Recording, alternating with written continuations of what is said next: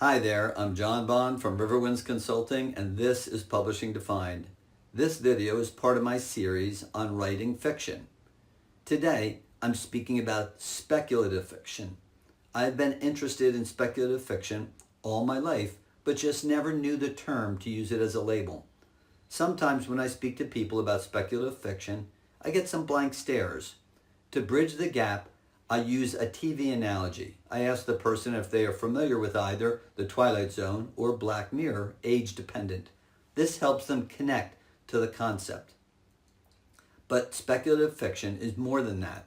To start off, let's see a formal definition. Speculative fiction is an umbrella genre of fiction. It encompasses storytelling that might be supernatural, fantastical, or futuristic. The story lives by a specific set of rules. The best way to think about it is by using the phrase, what if? What if the world had worms the size of Tyrannosaurus rexes?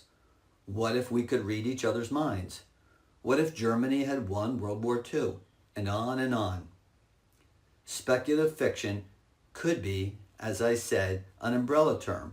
It might include all of science fiction, fantasy, horror, alternative history. I guess you could make the case that all fiction is speculative fiction.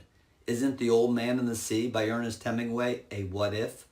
What if an aging fisherman in Cuba lands the biggest fish of his life only to lose it before he gets back home? Spoiler alert. Of course, general fiction might be more character-driven and less dependent on the hook or the what if of speculative fiction. Anyway, I consider speculative fiction more narrowly focused on the what if. I think science fiction, fantasy, etc. should be considered separate genres, although under the broadest umbrella they would be connected to speculative fiction. To get to the heart of the matter of what is speculative fiction, I see it more human and society related than technology focused or fantastical.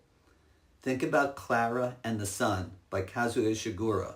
It examines the relationship of Josie, a sickly child, and her solar-powered AF, or artificial friend or companion.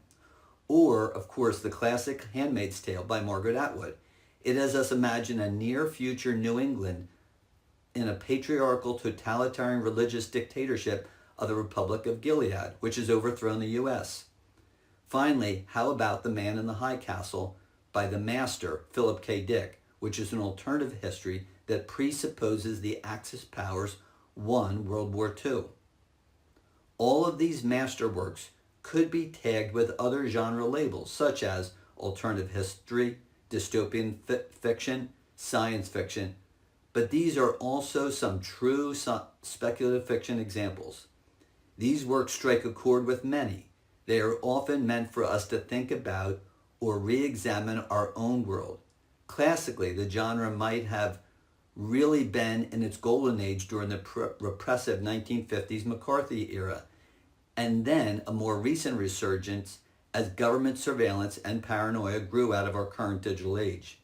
They challenge established norms, stick up for the underdog or downtrodden, show us a vision of a new society or world or country.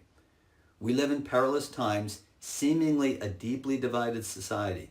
Many people are alienated and worried. Speculative fiction hopes for a better world and shows us people fighting back. I love speculative fiction and the challenge it offers me as a reader to think about my world and my entrenched beliefs. Well, that's it. I have a new novel out called To the End of Reckoning. It is speculative fiction. What if a film existed of every major historical event? Would footage of Caesar's assassination or Columbus landing in the Americas be accepted as real? And if such films were genuine, who could have created them and what would their existence mean for the future of humanity? The novel is due out in August 2026. Check out the link in the notes below for more information or to pre-order a copy. Hit the like button below if you enjoyed this video. Please subscribe to my YouTube channel. Reach out to me at riverwindsconsulting.com with your questions and make comments below. Thanks so much and take care.